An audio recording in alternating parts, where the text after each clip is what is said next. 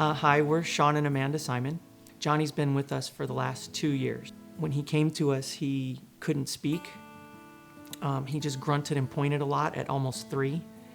And so he didn't know what was happening, and his world was just completely rocked. And so it became difficult to try and understand from his perspective what was happening, and trying to get him services was very difficult. It took a lot of patience.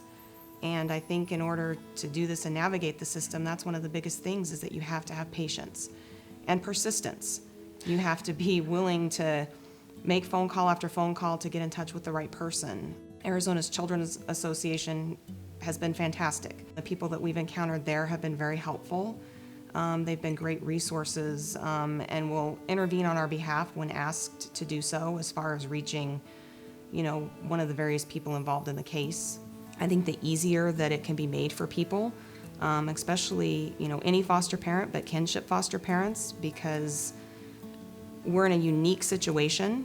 It's a unique situation because when a child is removed, they have a mom and a dad, typically. And when they go to a relative who they've known for most of their life as aunt and uncle, they develop over time a relationship that is like a mother and father and child relationship. And you're not going to just put a kid in a room and ignore them for however long they're with you. You have to cultivate a relationship with this child, and you have to love them, and you have to care for them just like they're one of your own. And that rubs the biological parents the wrong way very frequently. Typically in this situation, the child will call the parents mom and dad, as Johnny's done with us. And so for the last 1.5 years, we've been mom and dad. And every time we have a meeting, it causes friction between his biological mother, her sister, and us, because he dictates how our relationship is and what he wants to call us and how he feels about us.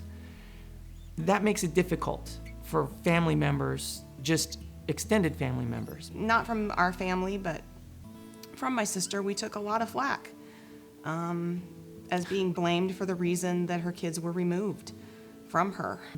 And so it makes it difficult with kinship in that respect. Kinship is so important as opposed to foster, because that person's your family.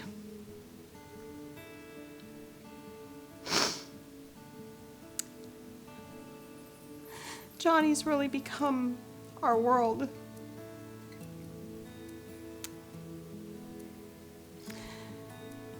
We consider him a son now, and we didn't set out wanting to add another child to our family. We have 5 biological children. But over time, he made us love him. He made us consider him one of our own.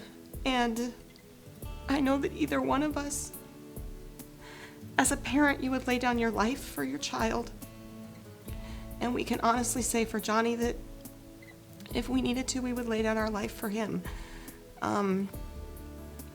Over time, without any request from us, he started calling us mommy and daddy. I was very resistant to that because I knew that my sister wouldn't take kindly to that.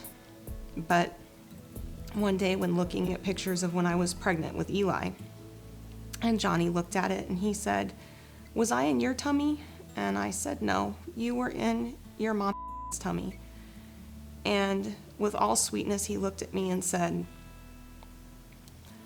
"I should have been in your tummy, and Eli should have been in Daddy's tummy." And to which I replied, "It's okay. I can love you as if you were in my tummy." And I think that that's really what it's all about. Whether you're kinship foster or a regular foster parent, these kids just know that, or they need to know that they're loved, that you love them as one of your own. And he's come to know us as his family, his parents, and our children as his siblings. And that's something that can never be taken away from him. And as Shawn mentioned earlier, if you take in a child, you can't put them in a room and treat them as if they don't exist. you become their parent, even if it's for a short period of time, and you have to love them and treat them as such.